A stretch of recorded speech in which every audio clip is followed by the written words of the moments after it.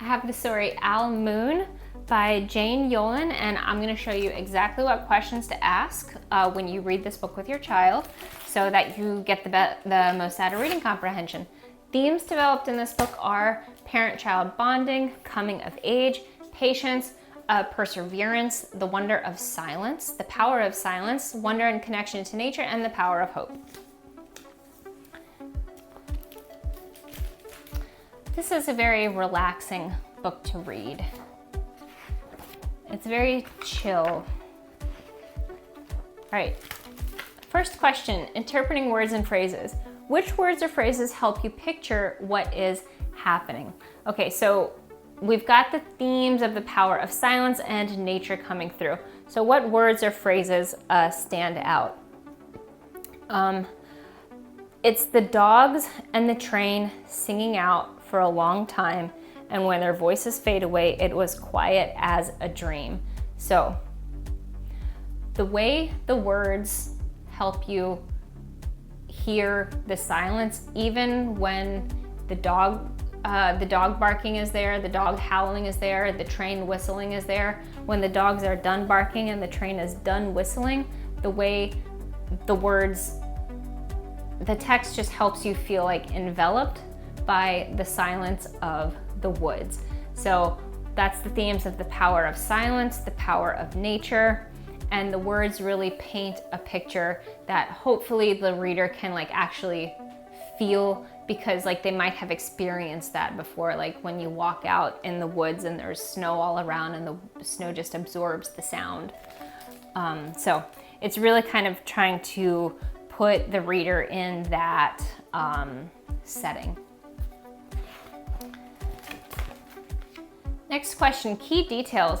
What key details help us understand what it is like to go owling and what you need to do? So the key details from the text talk about basically how you're like disappearing into the woods, disappearing into nature, and it just like, I don't want to say swallows you, but it kind of just envelops you and like you become part of it, and then like you no longer exist in it, or like you're there, but you're trying to be invisible. So that is a detail that helps the reader understand what the experience of going owling feels like.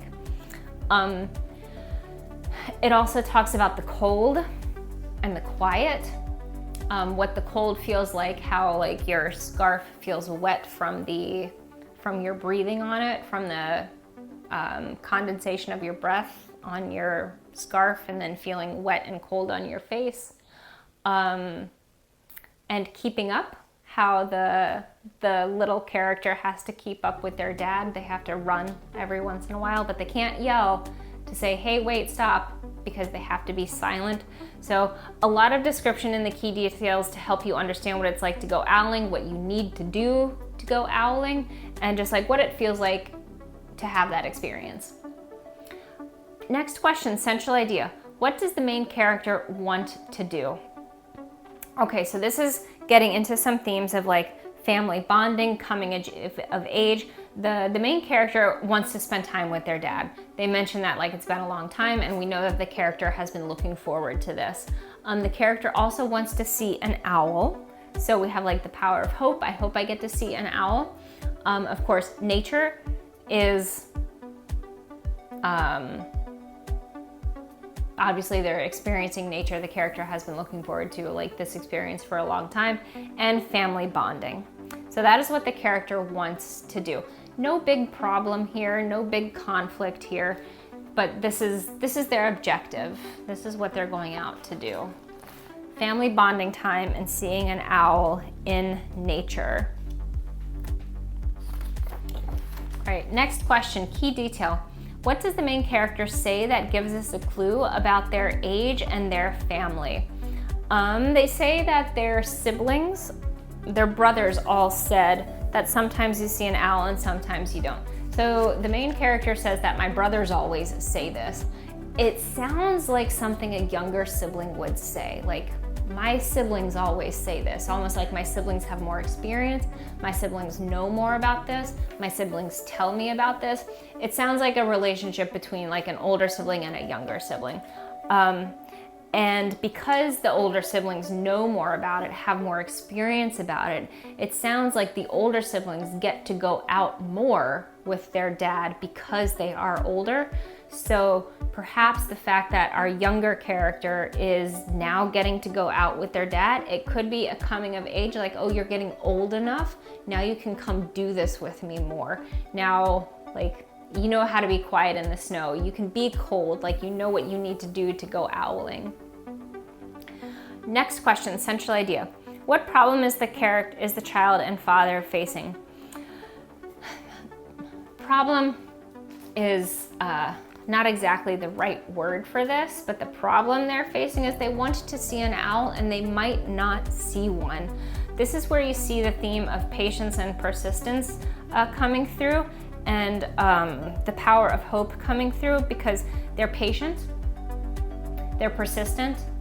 At one point in the story, they think there might be an owl, but like there's not, and the main character says like, I wasn't disappointed that there wasn't an owl, almost like they expected that.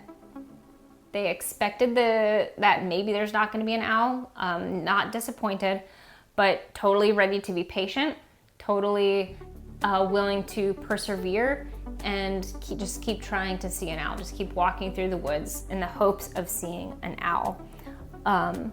But it's important to note that when they thought they were going to see an owl, but they didn't see an owl, the main character was not disappointed at all. The main character understood that this is part of owling. You may or may not see an owl. So don't be disappointed if you don't, because that's just how it goes sometimes. All right, jumping forward. Still walking through the cold, silent woods. Now they think they hear an owl. Next question, interpret words and phrases. Which words help you experience the story in a more powerful way? So over here, they hear an owl call back. And these words describe how they feel with the excitement of that owl calling back. So now they know they're gonna see an owl. It says, we watched silently with heat in our mouths, the heat of all of those words we had not spoken. So a kid should recognize, like, this is fancy language. Words do not actually get hot in your mouth, but it really helps you understand like the excitement that they're feeling. Like they want to be able to say things, they want to shout out, they want to share verbally their excitement of what's going on, but they can't because they have to be silent. So it connects them to nature. It connects them to the fact like they have to be silent. They have to just disappear in nature. They have to be invisible. But they're still filled with excitement because they have words that they cannot say, and the words are heat in their mouth. Pretty fancy way of saying that you're excited. All right, there is the owl. Next question, integrate visuals. How do the pictures and the words work together to help us understand what is happening? So the words say, for 1 minute, 3 minutes, maybe even 100 minutes, we stared at each other. And it's just a big picture of an owl. I mean, this is not a scientific book, but that owl has a 3 to 5 foot wingspan. So if you're sitting only, like several feet away from a giant bird with a 3 to 5 foot wingspan, and you're just having a staring contest, trying to be silent, trying to just blend into nature, trying to just disappear into the background so this owl doesn't disappear on you. Time might feel like 1 minute, 3 minutes, maybe even 100 minutes. So the visuals and the words help us understand like how maybe like surreal the moment felt to be like right there with such a huge bird so close to you, and you can't talk and you can't move and you have to like disappear in nature so that you can appreciate this gigantic bird that just sat down in front of you, that you were so excited to see, and yet you have to not move and stay calm. So the visual of the owl, hopefully that can show it, but a picture of an owl versus an actual owl, obviously going to be very different. All right, last question, central idea. What do the reader and the main character learn through the story? again, this is a very like relaxing, very chill story, but you definitely see like the value of the parent and kid bonding. Even though they literally can't talk, they have to disappear into the woods. Patience, perseverance. They had to be patient, they had to persevere. They had to not mind if they didn't see an owl, because that's just part of it. I think the biggest one is the wonder and connection to nature, just because like throughout the book, what is emphasized is how cold it is, how quiet it is, how they cannot talk, how they just have to wait and be patient, and like just a lot of it just describes how they just have to like disappear into nature and keep looking, keep being patient in order to see an owl. So that is Owl Moon by Jane Yolen.